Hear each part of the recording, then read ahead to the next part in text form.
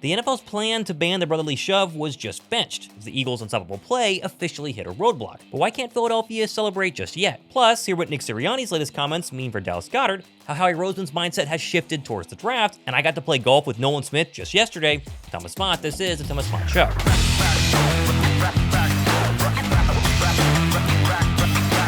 The NFL owners' meetings in Palm Beach, Florida are just 2 days old, yet somehow are already the most dramatic in recent history, as every organization has flocked to the Sunshine State to seemingly have a verbal battle over the Eagles' brotherly shove. Decide if that play that the Eagles do better than anybody else will live to see another season. And there's a ton of different angles to go ahead and cover from this. First, though, the winner of the Zach Bond signed mini helmet officially reached out from last week on Saturday. That was, again, Jason Stanley. We've been in contact. Jason, I'm mailing this to you today. And if you didn't win, no worries. Plenty more giveaways happening very, very soon, including my biggest giveaway yet happening when we get to 100,000 subs. As Josh Davis and I will be taking a few lucky subscribers to the NovaCare complex this summer to meet the Philly Dogs. More details coming soon, but be sure to leave a like and subscribe. That way you can know when to go ahead and enter. Now, Tush Push aside for just a moment, there are some actual fun rule changes that came out of Florida yesterday, as Jordan Schultz confirmed on Monday that the league is updating its uniform policy to allow teams to wear their throwback or alternate uniforms up to 4 times per season. a.k.a. Philadelphia can now rock the Kelly Green jerseys on 4 different occasions this coming season, or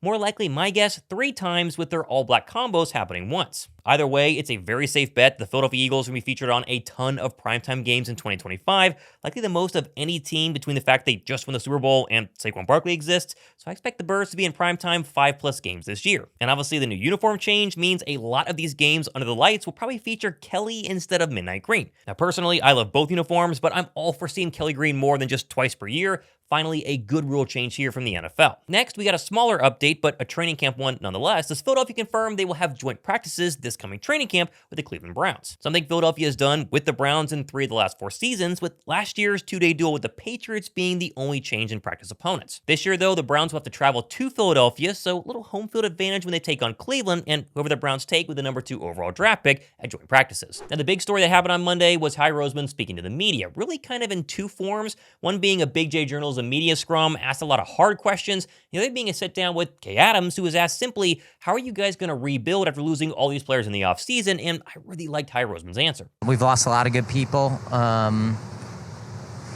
on the field that we got to replace, and the opportunity will be there in the next few weeks to improve our football teams, which I'm excited about. So now, Howie was also asked point blank about major changes and more like major losses this offseason, including trading CJ Johnson. And while yes, he did give a pretty typical answer of, we love CJ, but he cost too much, gotta save money to pay younger players in the future, I've since learned there was a lot more behind the scenes than meets the eye, stuff they definitely won't talk about publicly, but simply put, to kind of echo Lord Brunson the day of the Gardner-Johnson trade, he, quote, had to go. Now, speaking of going, and the Birds' big roster story this morning was, of course, Howie Roseman and Nick Sirianni being both asked about Dallas Goedert's future, with speculations of the Birds trying to trade the 30-year-old tight end perhaps before or even during the NFL draft. Roseman answered the question first and gave kind of a nondescript update saying, basically, there's no update, and I know certainly that Dallas is a unique player, which really is kind of a nothing burger until you compare what Howie Roseman said when asked about Hassan Reddick pre-trade this time last year. Quote, Reddick, obviously unbelievable player for the Philadelphia Eagles. That was it. But that, of course, is plenty of speculation comparing Reddick to Dallas Goedert and their situations probably very different until you listen to Nick Sirianni and his take on the whole Dallas Goedert thing just this morning. Right now, he's on our football team, and obviously Dallas Goedert has meant a lot to us. And we'll see how that plays out. He's a heck of a football player, heck of a leader, and I want to be able to have back as many guys as you possibly can, but that is not the reality of the NFL. We got a lot of, so we'll see what happens and how that happens, but of course you want everyone back. I hope I'm wrong. I've said all on this offseason, I want to keep Dallas Goedert, find some sort of team-friendly deal to extend him for, 1-2 more years at most? But again, if you believe Nick Sirianni and you kind of read the tea leaves of Howie Roseman, it doesn't sound like Dallas Goedert is going to stay an Eagle for very long. And I think in the end, we have to absolutely trust Howie Roseman in this situation, as Philadelphia Eagles of the past couple of years have not been steered wrong by the Birds GM. I mean, even recently, Philadelphia has had losses in the offseason and done an incredible job in the draft, which is something Howie Roseman told Kay Adams during their interview yesterday, speaking of that is their entire focus heading to the end of April. I think that being at 32, the beautiful thing is you get to observe everyone else and see what's left. Last time we were at 32, we had an opportunity to trade back. Got a heck of a player in Dallas Goedert. Got a future second-round pick. A couple years ago, we were picking just above it, 30, because there were only 31 picks in the first round. Did you know that? In 2023, there were only 31 picks in the first round. Of course you knew that. And we got Nolan Smith, so those are good results, you know. And we gotta make sure that we continue to add good players.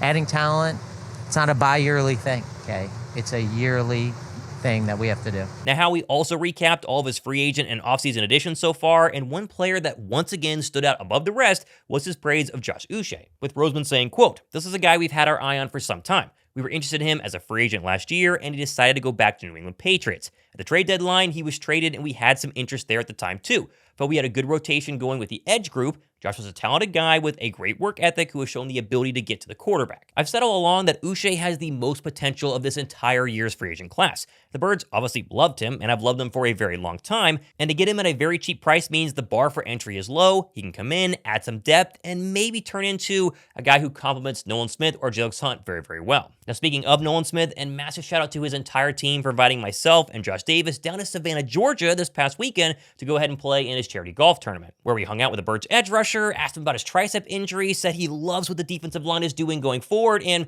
naturally, Josh Davis, being Nolan Smith's biggest fan, hit a massive 300-yard drive right in front of the Birds star edge rusher. Good day. Shot. Okay. Good shot. Okay. Yeah, that'll work. That'll work. There you go. That'll work. Pressure on now. Hey, Josh. They're holding back on us, Josh. That'll work.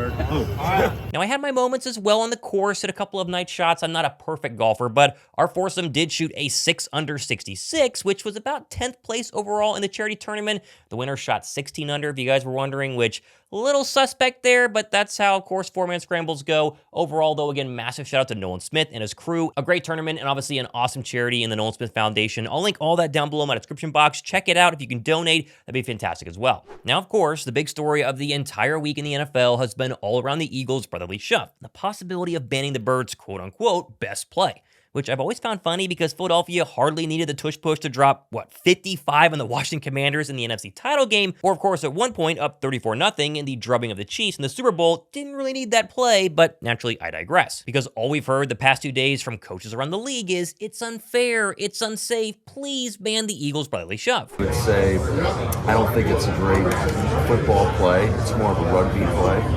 And then some of the injury concerns, we just want to kind of get out in front of that, you know, and be a little bit more proactive than that. Where I'm most concerned is, even though there's not significant data out there to this point, my biggest concern is the health and safety of the players, first and foremost.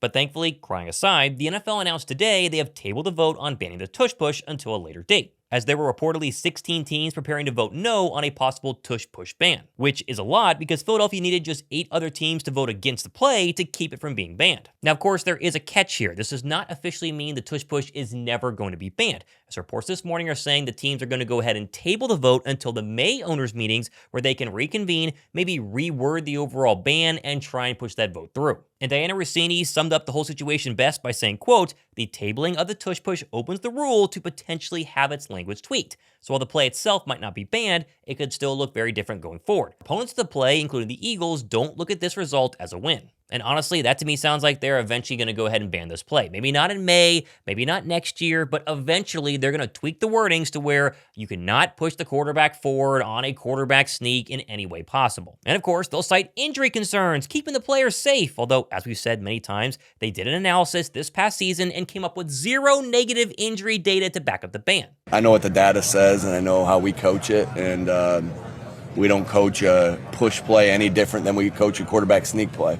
So, like, you know, that if, you know, it's, yeah, again, the injury data says what it says, and we coach it the exact same, whether somebody's pushing or whether somebody's not pushing. And I know that play's been I think somebody said something about Bart Starr running the play a long time ago, so that play's been in for a very long time. There's probably a lot of injury. There's probably enough data on that play to get information from. And I think Nick Sirianni's point right there is my point as well. Go ahead, ban the tush push, ban the push part of the play. but then the Eagles would just run the same play, aka the quarterback sneak, this time without the push. And guess what? They will still convert 90% of their 4th down and shorts. Like, you're telling me the Birds offensive line plus Jalen Hurts is not going to be able to convert on a 4th and 1 simply because Dallas Goedert or Kenny Gainwell is not pushing Jalen Hurts across the line? And even if Philadelphia stops running this play as much as they have on 4th and short or 3rd and short or 4th and goal as they've done the past couple of seasons, you're telling me Saquon Barkley is not now going to benefit from this play being banned? Remember, Saquon Barkley was tackled at the 1-yard line at least 11 times last season. So basically, if you ban the play, you'll reduce Jalen Hurts' rushing touchdowns via quarterback sneak and simply just give them to Saquon Barkley. Because again, Philadelphia's offensive line, their coaching, and their overall offense is so good, they're going to convert more 4th downs and short than not. And that to me is the craziest part. If you're an NFL team and you don't like the tush push, right? And of course, it's not because of injury concerns, because you can't seem to convert on it or the Eagles are doing it to you.